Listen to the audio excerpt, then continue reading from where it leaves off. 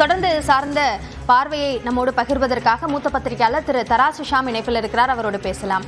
Sir வணக்கம். இப்போ போகிற இந்த நீதிமன்றத்தினுடைய நடைமுறைகளை பொறுத்தும் அதே போன்று மறு ஆய்வு அந்த அடிப்படையிலும் இது தேர்தல் அறிவிப்பை தாண்டி அந்த நேரம் வரைக்கும் செல்லுமா? அப்படி செல்லும் பட்சத்தில் அந்த நடைமுறைகள் இந்த படம் வெளியாவதில் பாதிப்பை ஏற்படுத்துமா? பட தயாரிப்பு நிறுவனம் ஒரு ப்ரூடென்ட் டிசிஷன் எடுக்கணுங்க. மீண்டும் மீண்டும் இந்த சட்ட சிக்கல்களுக்குள்ள அவங்க போகக்கூடாது. முதல்ல போனதே தவறுதான். ஆர்சிக்கு அவங்க வெயிட் பண்ணியிருந்திருக்கணும். இசியில அப்ஜெக்ஷன், ஆர்சிக்கு வெயிட் பண்ணியிருந்தா ஒரு சில தினங்களுக்குள்ள அவங்களுக்கு சர்டிபிகேட் கிடைச்சிருக்கும். பராசக்தியே 10ஆம் தேதி ரிலீஸ், 9ஆம் தேதி தான் சர்டிபிகேட் கிடைச்சது.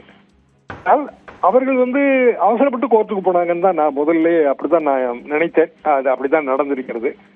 ஒரிஜினலான தெலுங்கு வெர்ஷன் பிரைம்ல ஓடிட்டு இருக்குங்க. ஜனநாயகன் படத்தோட தெலுங்கு வெர்ஷன் பகவந்த் கேசரி ஒரு சாதாரணமான ஒரு யூஷுவல் மசாலா படம். விஜய்க்கு ஏற்ற மாதிரியான ஒரு படம், அவ்வளவுதான். ஏராளமான வியூஸ் அதுக்கு இருக்குது. அதாவது என்டிஆர் அவர்களது மகன் நடித்த படம் பெரிய ஹிட், சூப்பர் ஹிட். அதுதான் அப்படியே நேரடியாக ஜனநாயகன். இந்த படத்துக்கு என்ன பிரச்சனை வந்திருக்கும்னு நான் யோசிச்சு பார்த்தேன். அப்புறம் நண்பர்கள்ட்ட விசாரிச்சப்ப இல்லைங்க, படம் அதுதான். ஆனா அதுக்கு பிறகு நாங்க பொலிட்டிக்கலா நிறைய சேர்த்தோம். கரூர் சம்பவத்தை ஒட்டி அதுக்கு முன்பாக சேர்த்தோம். எம்ஜிஆரை வச்சு காட்சிகள் இருக்கின்றன, ராணுவ மேட்டர்லாம் உள்ள கொண்டு வந்திருக்கோம் என்று சொன்னார்கள். ஸோ அந்த இடத்துலதான் இதுக்கான பிரச்சனை வந்திருக்கு. யூஷுவல் மசாலா படங்க, ரொம்ப ரொம்ப சாதாரணமாக எதிர்பார்க்கக்கூடிய திருப்பங்கள் தான். ஆனால் ஹிட்டு. அப்படியான ஒரு படத்தை தான் ரீமேக் பண்ணியிருக்காங்க.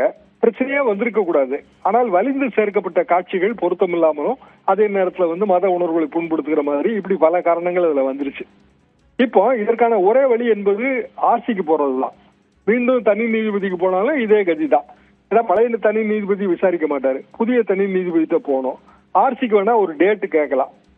ஃபர்ஸ்ட் பெஞ்ச் என்ன சரியா நீதி செலுத்தல நான் எப்படி ஃபீல் பண்றேன் அப்படின்னா, அப்பீல் ப்ராசஸ்ல ஆர்சிக்கு டேட்டா ஃபிக்ஸ் பண்ணலாம். அதுல ஒன்றும் பெரிய கஷ்டம் கிடையாதுங்க. மேண்டமஸ் இஷ்யூ பண்ண முடியாது, உறுத்துக்கட்டளை பிறப்பிக்க முடியாது. ஏனென்றால் வென் ரெமெடி நீங்க உறுத்துக்கட்டளை கோர்ட்டு ரிட்ல பிறப்பிக்க முடியாது. ஆனா அதற்கு பதிலாக பட தயாரிப்பு எத்தனையோ தொழிலாளர்கள் சம்மந்தப்பட்டிருப்பாங்க, எவ்வளவோ பேரோட வாழ்வாதாரம் இருக்கும். அதையெல்லாம் மனதில் கொண்டு இத்தனாம் தேதிக்குள்ள ஆர்சி முடிக்கணும் அப்படிங்கிற ஒரு ரெக்கமெண்டேஷன் கொடுத்துருந்துருக்கலாம். அது கொஞ்சம் எளிதாக இருந்திருக்கும். ஒரு 3 நாள், ஒரு வாரம், ஏதோ ஒரு டைம் பிக்ஸ் பண்ணியிருந்து ஆர்சியில இதை முடிக்கணுங்கிற மாதிரி ஒரு சஜஷன் கொடுத்துருந்துருக்கலாம். ஃபர்ஸ்ட் பெஞ்சுக்கு அந்த உரிமை இருக்கிறது. ரொம்ப அதிகாரம் இருக்குங்க. சுப்ரீம் கோர்ட்டுக்கு அடுத்தது ஒவ்வொரு மாநிலத்திலையும் சிஜே தலைமையில் இருக்கிற ஃபர்ஸ்ட் பெஞ்சு. ஆனால் அவர்கள் மீண்டும் உதவி போல இன்னொரு தனி நீதிபதிக்கு அதை திருப்பி விட்டிருப்பது என்பது சரியில்லை. இன்னும் தீர்ப்பு முழுவதும் நம்ம கைக்கு கிடைக்கல. உள்ள என்னென்ன வார்த்தை பிரயோகங்கள் இருக்குன்னு நமக்கு தெரியாது. மேலிருந்த வாரியாக பார்க்கும்போது நான் வழக்கறிஞராகவும் அப்படித்தான் நான் ஃபீல் பண்றேன். திரு ஷாம், இதுல அரசியல் தலையீடு இருக்கு, அந்த அடிப்படையில தான் இது இழுக்கடிக்கப்படுது என்ற கருத்தும் பார்வையும் முன்வைக்கப்படுகிறது. எந்த இடத்துல அப்படியான ஒரு பார்வை வருது? அப்படி அரசியல் தலையீடுனா பராசக்திக்கு இருந்திருக்கணும்ல. பராசக்தி இன்னும் சொல்ல போனால் மொழிப்போர் சம்பந்தப்பட்ட படம், நேரடியாக இந்தி திணிப்பு, இந்தி ஆதிக்கத்தை எதிர்க்கிற படம். அந்த படத்துக்கும் அதே மாதிரியான அழுத்தங்கள் வந்திருக்கணும்ல. ஒரே நேரத்துல வந்ததுன்னா அது 9ஆம் தேதி, இது 10ஆம் தேதிங்க ஷெடியூல். அப்படி இல்லையா, 10ஆம் தேதி ரிலீஸ் ஆயிடுச்சு. கட்சு கொடுத்துருப்பாங்க. இது இப்ப தீ பரவட்டும், அண்ணாவோட தீ பரவட்டும், அது எதிர் போராட்ட நூலே கிடையாதுங்க. அது ஒரு சொற்போர் நடக்குது 1948. பலரும் பேசுகிறார்கள். நாவலர் சோமசுந்தர பாரதியார் உட்பட, ஈழத்தடிகளார் உட்பட பலரும் பேசுகிறார்கள். அதோட தொகுப்பு அவ்வளவுதான் அந்த நூல். மறுபுரசுரம் எங்க ஸ்கூல் டேஸ்ல அது மறுபுரசுரம் ஆகி நாங்க படிச்சிருக்கிறோம். அதுக்கு அதை ஒரு குறியீடா காட்டுறாங்க, அவ்வளவுதான். அதை கட் பண்ணணும் அப்படின்னு சொல்லும் போது பட தயாரிப்புகளும் அதை ஒத்துக்கிட்டு கட் பண்ணிட்டாங்க, அந்த விஷுவலை கட் பண்ணிட்டாங்க, அவ்வளவுதான். பிரச்சனை முடிஞ்சு போச்சு. இப்படி சில விஷயங்களை பட தயாரிப்புகளும் அட்ஜஸ்ட் பண்ணணும், வேற வழி கிடையாதுங்க நம்மளோட சென்சார் சிஸ்டத்துல. ஆனா நம்ம சென்சார் சிஸ்டம் ரொம்ப பட்டாம் பசலித்தனமான மிக பழைய காலத்து கொள்கைகளை வைத்திருக்கிறது. எத்தனையோ சென்சாரே இல்லாத பல லட்சம் வீடியோக்கள் இணையத்துல உலா வருது.